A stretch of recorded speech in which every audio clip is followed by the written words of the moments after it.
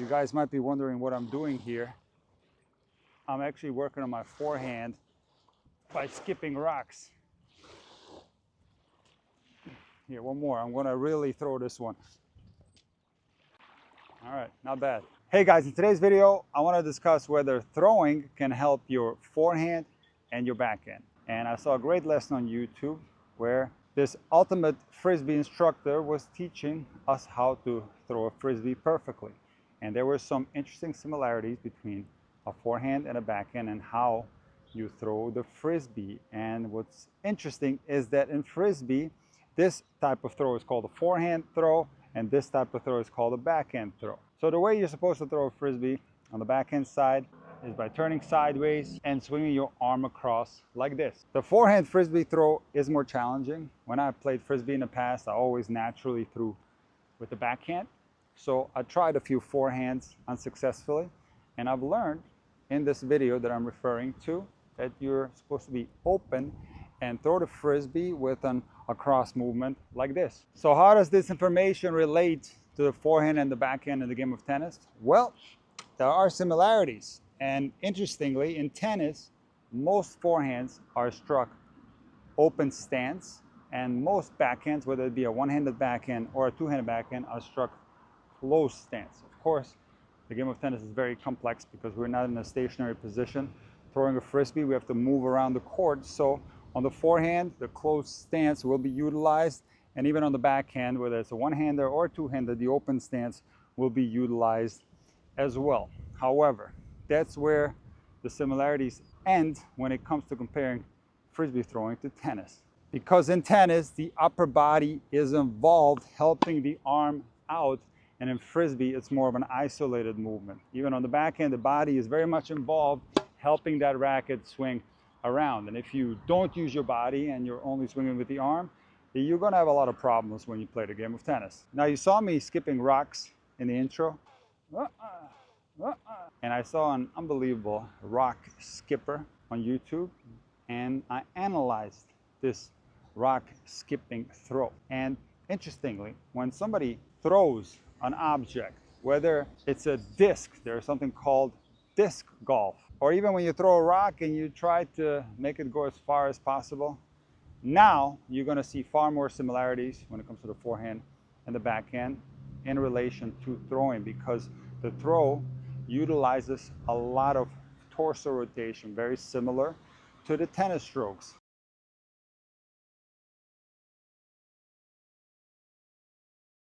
So in disc golf, when somebody does a backhand throw, they're utilizing a tremendous amount of rotation. So first of all, they turn a lot further because they don't have to look at the incoming balls. So their chest is going in the opposite direction of the target. And now they rotate their entire body into the release, and they continue this rotation on the finish as well. A lot of times there's so much force from this rotation, they end up spinning around like this.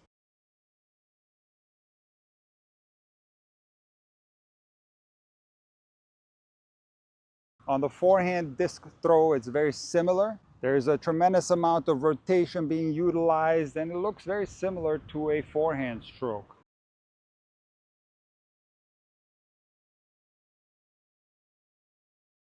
So logically, one could think that throwing could help your tennis game, but unfortunately, it doesn't. One crucial difference, and the reason why you will not improve your tennis game or learn to play tennis by throwing underhand really well, is that we're hitting the ball after all.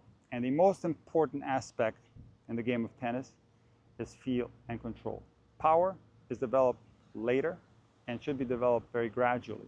Power is absolutely useless in the game of tennis when you don't have feel for the ball and control. So if you want to compare a tennis stroke to a full power throw, the only stroke that comes to mind is a shot that doesn't exist in the game of tennis. And that is when players are really mad and they're trying to hit the ball as far as possible over the fence, or really hard into the fence, or into the stands. That is a shot that nobody practices, and this is a shot that's very much an intuitive shot, and it is also a stroke that's very similar to a full power throw. I don't throw rackets, and I'm going to demonstrate this by using the Walmart racket that I used in my Walmart playtest video. So This is just for demonstrational purposes, and I'm going to throw it as far as I can. Let me try the same type of stroke on the backhand side.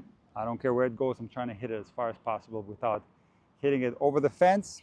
And generally when players are angry, they never do a backhand stroke, they do a forehand stroke. Why? Because that's the stronger side. That's proof right there that even players that have better backhands still have more power on their forehand side and will still run around their backhands to hit winners. But in any case, let me rip this thing into the fence and let's see what happens. Let me try one more time.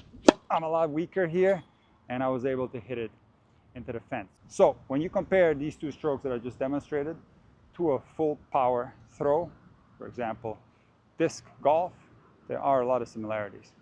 But one unique thing about the game of tennis is that we have to play the game in accordance to the rules of the game. So we can't just be ripping balls senselessly. We have to hit a forehand or a backhand, and it has to go over the net and has to go inside the other baseline. So we have to apply a certain swing path to the ball. And it is of the utmost importance that we have proper stability and feel when we make contact, and that we apply the correct shape to the ball so that we can consistently get it in.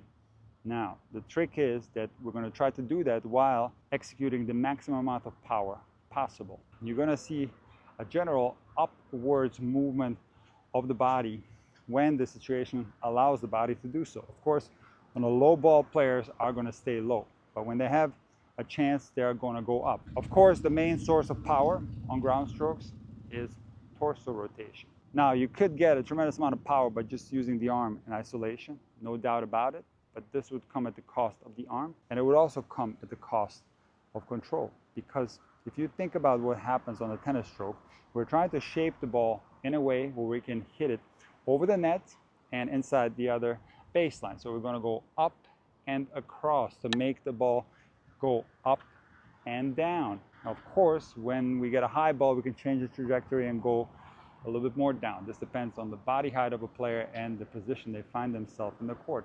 The same is true on the backhand. The swing path is executed so that the ball can shape up and then down into the other baseline. So the body actions that you're seeing on the finish are body actions that are being performed for the purpose of control and not power.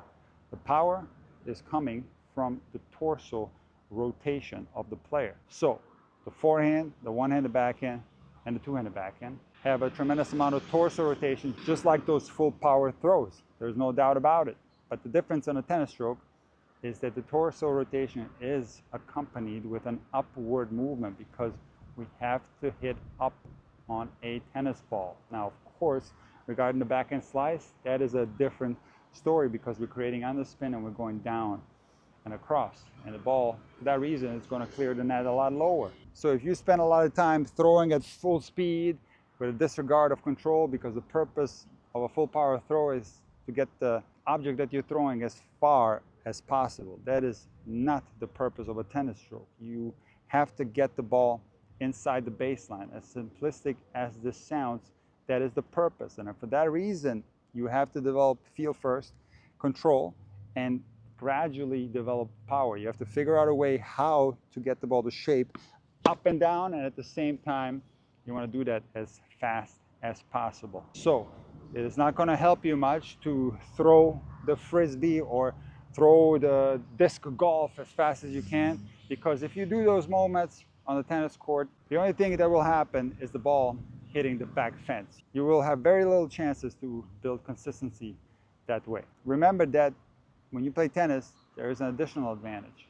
You're not just operating with the power from your body and from your hand throwing an object. You have the help of the incoming ball, which is providing power to you, and you also have the help of the racket. So, for that reason, it would make things even worse if you were to play tennis like you throw at max speed. You would have absolutely no chance to develop any type of control. So remember, it's nice to play with a lot of power, but control is of the utmost importance. If you play tennis like you throw, you're going to have a lot of problems.